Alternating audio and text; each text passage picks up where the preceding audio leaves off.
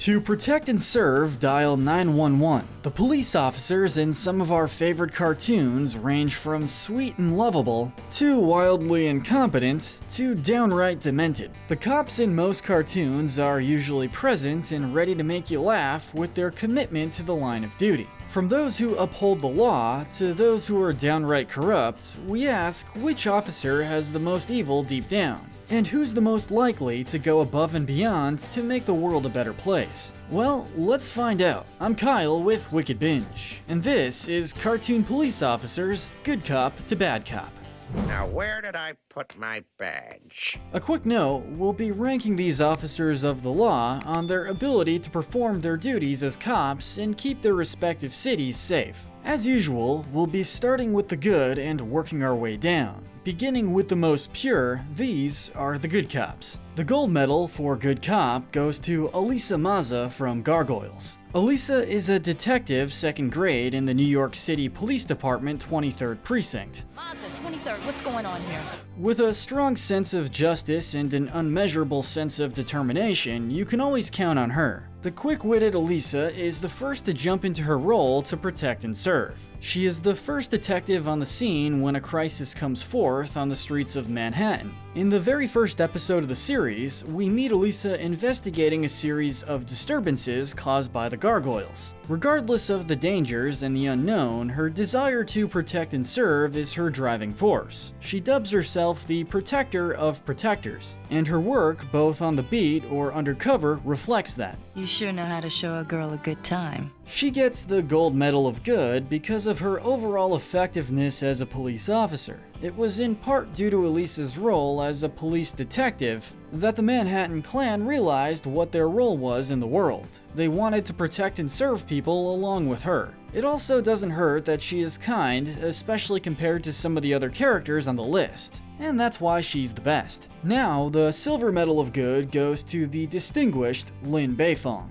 from The Legend of Korra. Though she struggles with family issues, her role as chief of police in Republic City is nothing short of honorable. Equipped with her earth-bending abilities and a no-nonsense attitude, she takes her duties very seriously. As an officer of the law, she has a simple mentality. If you break the law, you will be arrested, regardless of position, intent, or even familial relationship. This can be seen when she apprehended her sister when she was the driver of the getaway car for the robberies committed by the Terra Triad. Don't even think about taking one more step! A better police officer than her mother, Lin was shocked that her mother put her agenda above her duties as an officer by ripping up the police report on Siyun.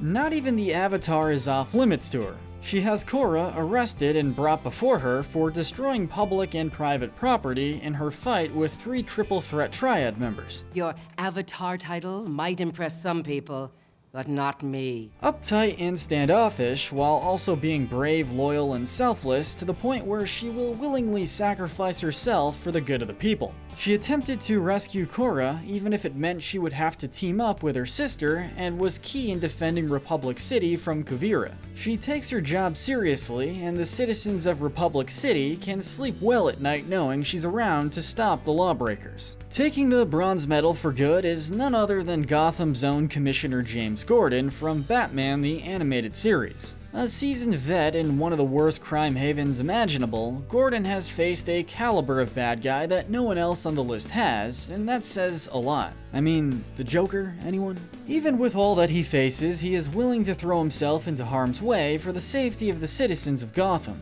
A natural leader, he has the utmost loyalty and respect from his officers and the Crusader himself. Never one to back down, Gordon may be overshadowed by Batman when it comes to fighting the baddies, but he is the face of apprehending and seeing that those criminals face prosecution.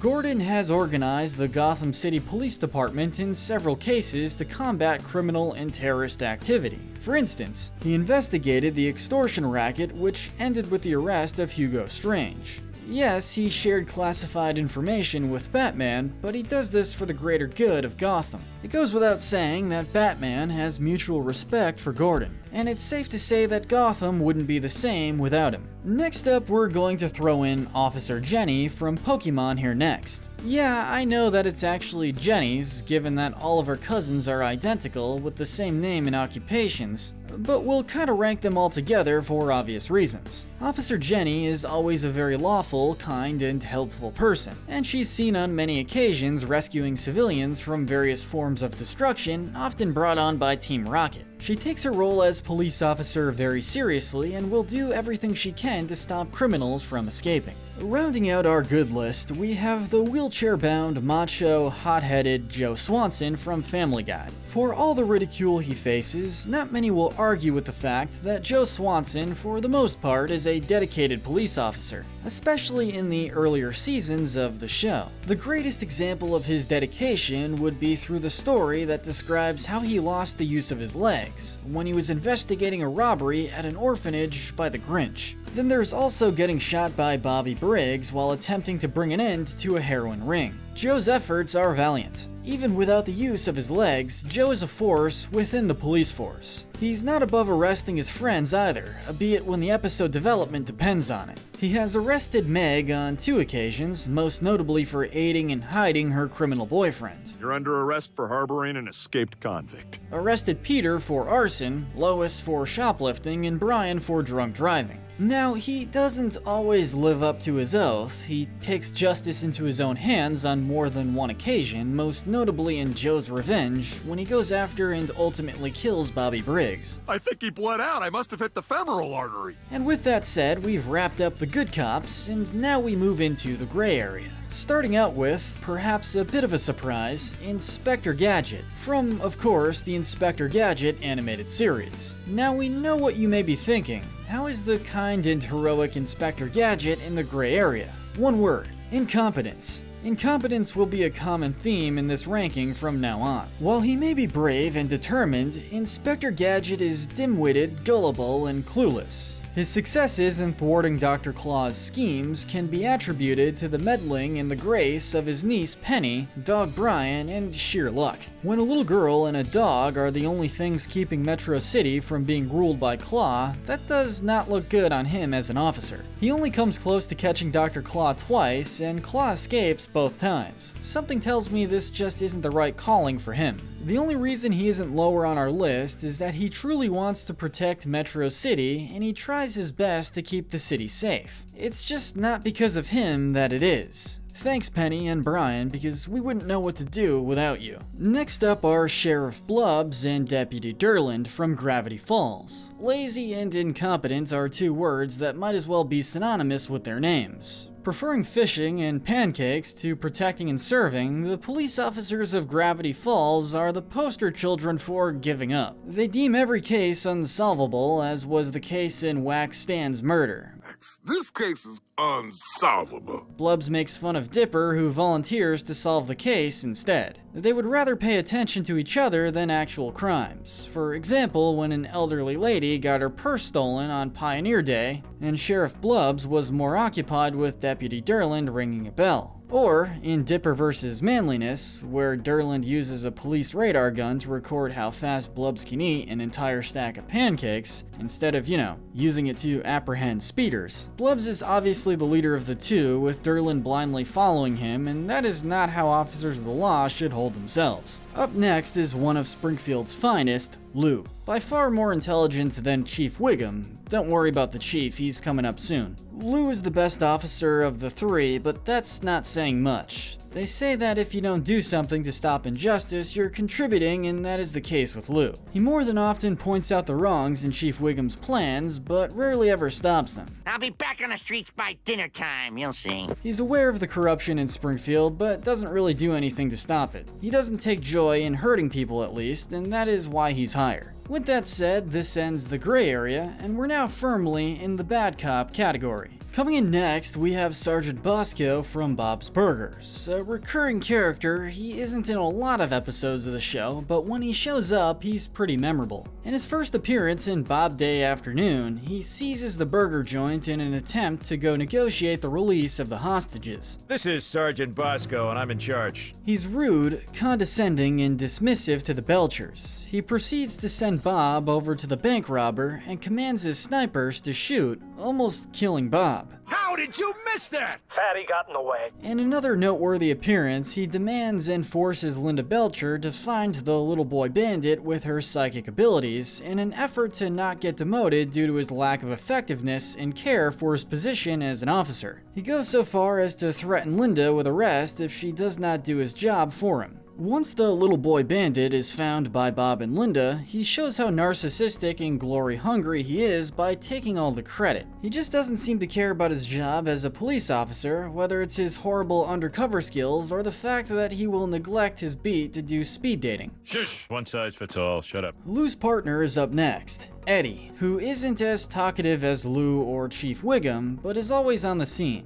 Eddie's interesting because he has admitted that he enjoys beating up people, but he likes the job as a police officer because, and I quote, he's making a difference. When you go home at night, you know you've made a difference. Now, Eddie was the one to suggest getting a DNA sample from Mr. Bird's suit to identify a shooter, but in the Season 3 episode Separate Vocation, where they take Bart on a ride-along, on that ride-along, him and Lou neglect to see that Snake is robbing the Quickie Mart, and when they go about catching him, they put Bart in danger. But Eddie's the one to acknowledge that, not by doing anything positive, but by giving Bart a loaded gun, which is obviously against police protocol, and very, very dangerous. This is against every regulation, but would you cover us? Now we have another set of police officers right out of the mind of Matt Groening, Earl and Smitty from Futurama. Earl and Smitty beat first and ask questions later. Though not as prominent in the show as some of the other officers on this list, when they show up, they are remarkably bad cops. Often without being provoked, they resort to violence, as displayed in one encounter where Smitty attacks Fry for picking his nose. Picking his nose! Get him! They usually make arrests with what they think is right without any sufficient evidence or investigating to back them up. Like when they arrested Flexo instead of Bender at the 3001 Miss Universe pageant. Or in Robot Santa Claus when they arrested Bender thinking he was Robot Santa, or when they arrested Fry and Bender again for the Big Apple Bank holdup instead of Roberto. Couple that with the fact that they'll beat on anyone who they deem suspicious, they are no beacons of justice. The reasons they aren't any lower is because they do have their small moments of good policing, like arresting the entire Planet Express crew when they couldn't afford the bill at Elzar's, and not being useless in times of need occasionally. Now it's payback time. Oh yeah.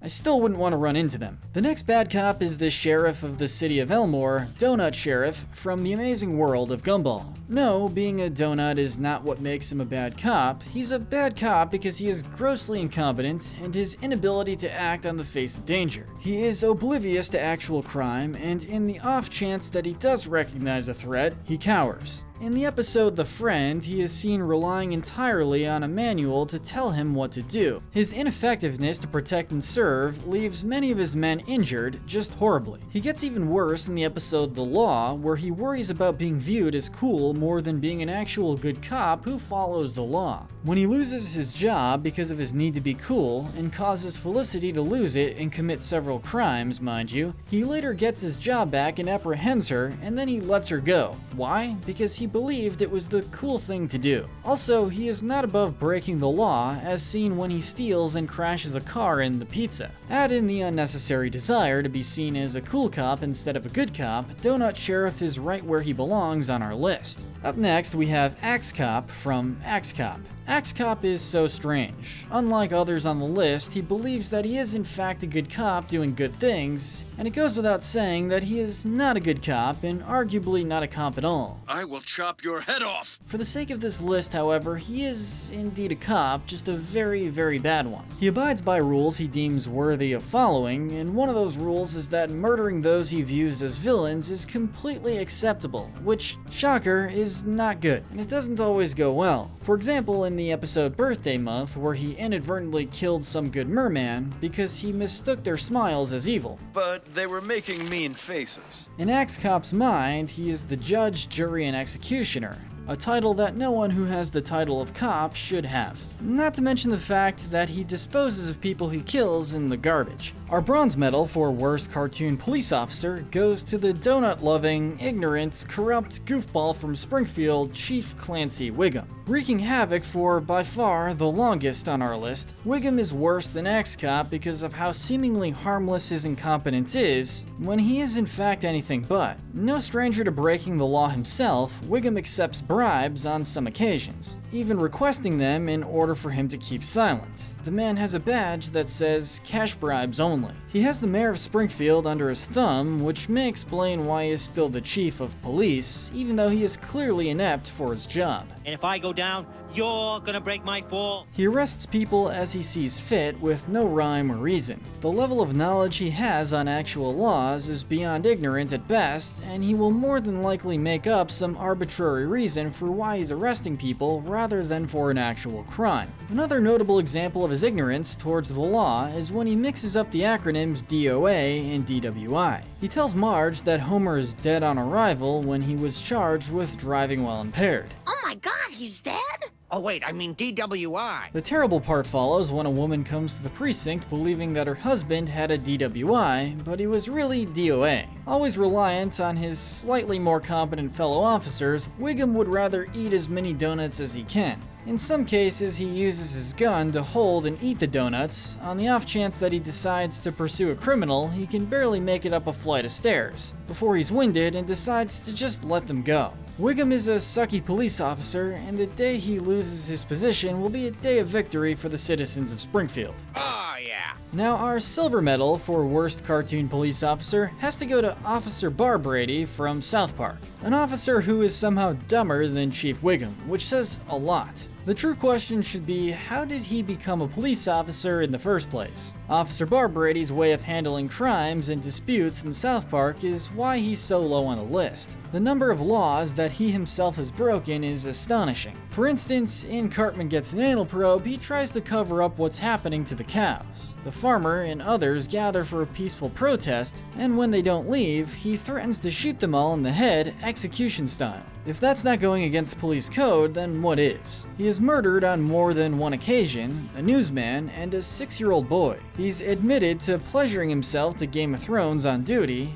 and acknowledging the walking by Cartman as he hung from a crucifix. He never should have been able to don the badge and uniform, truly a mistake on the Academy's behalf. Not to be outdone by his fellow officers, our gold medal for worst cartoon cop also resides in South Park. Sergeant Harrison Yates is by far the worst police officer not only in South Park but in all of cartoons. Gullible, stupid, lazy, racist, hateful, and an extremist would be the quick description of his personality. Yates is in a league of evil all of his own. In the episode The Jeffersons, he enacts a series of hate crimes by framing innocent African Americans because he didn't like that they were richer than him. In the episode Naughty Ninjas, he and his fellow officers reveal that one of their main motives in joining the force was for the purpose of being able to beat up minorities, and that he can't stand that society will now view him as a monster for doing so. In one episode, he takes his job as an undercover police officer to the extreme by performing the sexual acts that are asked of him, and then arresting the men he provided his services to, much to the horror of his fellow officers. On the rare occasions where he's not going to an unhealthy extreme to fit his own desires, he is not doing much at all. In the episode Time to Get Cereal, he writes off the multiple murders at the hands of Man Bear Pig as school shootings, and pins everything on the boys even though most of the murders weren't at a school or gun related.